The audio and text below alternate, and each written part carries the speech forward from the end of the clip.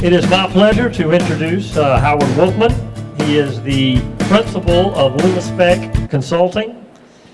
He is heavily involved with lighting energy efficiency, solid-state technology, and LED dimming. He is an independent contractor for the U.S. Department of Energy.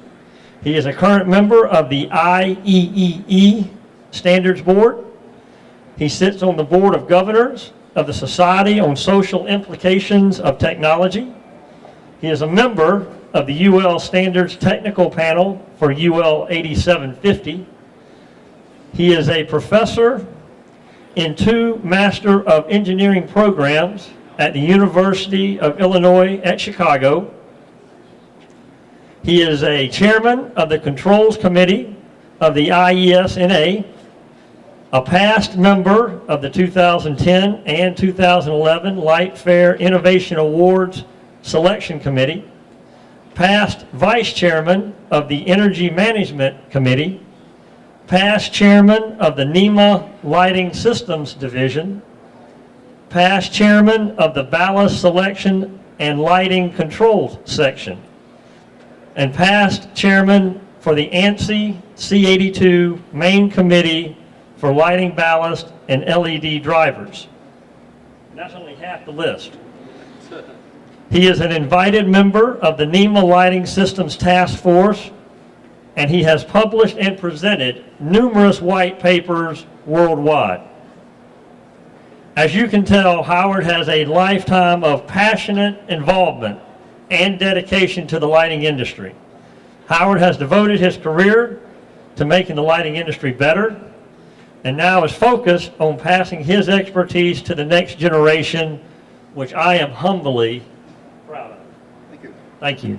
I'd like to turn it over to Bill Brown to make a toast.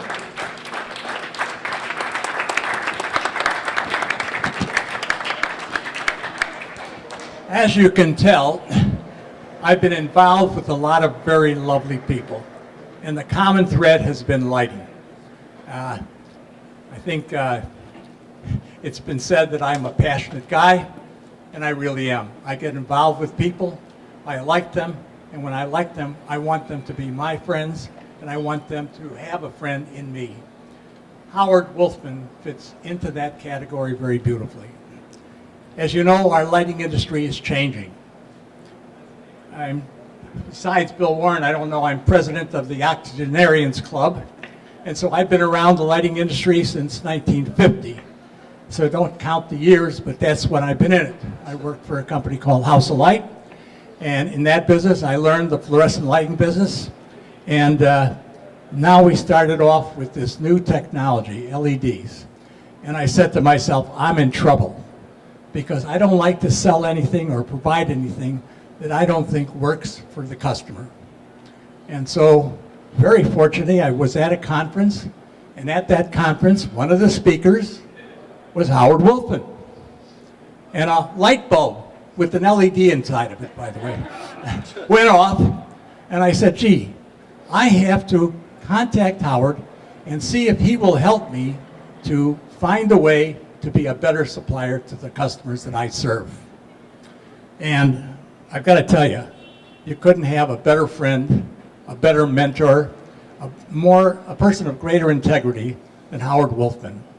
And I haven't said this to you, Howard, but I do love you. And all the things I was going to say about Howard is an electrical engineer, an educator, a discussion leader, a professional legal consultant when there's issues involved that need somebody who can see both sides of the issue, problem solver, lighting advisor, most importantly, a friend, a high energy guy, unquestioned integrity, challenge driven, member of AAA, attends meetings worldwide, has instant recall of experiences that help drive home a point.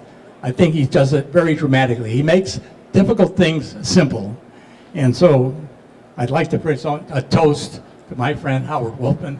Well deserved.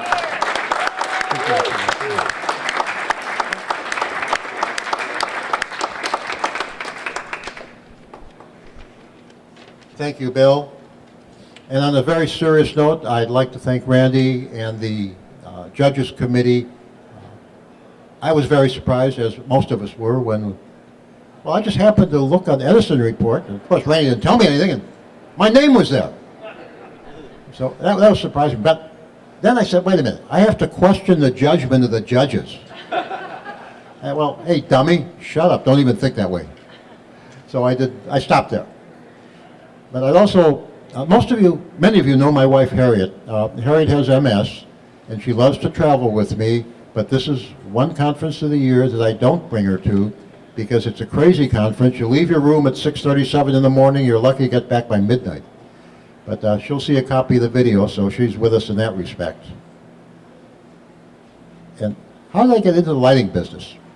Well, for years I thought it was, well, not 27 years ago. Then I woke up, wait a minute. When I was 16, my aunt was secretary to the president of Stifel Lamp Company. That's a lighting company, right? Well, for 2 weeks, I was a substitute mail clerk at Stifel Lamp Company. So I've got 62 years now in the lighting business. Of course, you subtract a few years for a few other careers. How did I really get into the lighting business? Very simple. I was unemployed. And I had this guy I'd met a couple of times by the name of Bob Galvin, who was CEO of Motorola at the time. So, what do you learn when you're looking for a job? Networking. Contacted him, and that led to me getting a job at this brand new fledgling division of Motorola called Motorola Lighting. Okay, I got a job. That's good. But you know what? There's a common thread that's run through everybody's comments tonight, and that's passion. And amazingly, I developed a passion for the lighting business. I got into it at a very good time when change was taking place. Electronic ballasts were becoming the desired ballast for fluorescent because they were much more energy efficient. A few years later, we had this wonderful and even new advanced series of high efficient electronic ballasts, as did our competitors. I was in Chicago. The guy I was working for was the vice president of all electronics for Motorola. He was in Boston. We got along great. Sometimes we wouldn't talk for 2 months. Well, he called me up. He said, hey, we've got these new high efficiency products. We have a much higher margin on them, but nobody's buying them. The OEMs won't stock them. What can you do about it? My first impulse was, wait a minute. I'm not in that end of the business. That's somebody else's problem. Well, let me think about it, because along the way somehow I did manage to pick up an MBA in marketing from Kellogg at Northwestern. So next morning I got up and I said, I got a great idea. The NEMA motor section created the NEMA Premium motor. It's a branding issue. Why don't we create the NEMA Premium ballast? So we had worked with CEE earlier to develop some metrics. We finally got those adopted. We created the NEMA Premium ballast. And if those of you remember Ron Runkles at NEMA, I called Ron. I said, I'm going to write the verbiage that's going to go on the NEMA page. So I wrote good verbiage, among other things. No substitutions allowed. And, you know, it worked. We moved from trying to do a push-through to doing a pull-through. We created a demand in the marketplace. And that's one of my crowning achievements, because it really worked for about 5 or 6 years until the DOE recently raised the bar to that same level. Of course, electronic fluorescent ballasts are part of a dying part of the business as well. But it's just been a great time. I've been in the industry for 27 years now. I took a buyout 8 years ago. I started my part-time consulting business. I've had wonderful clients. I've got some fantastic ones today that make me feel like we're part of the family. This group is great. Bill, again, you're a buddy, you're a friend. I love you too. And thank you, everybody.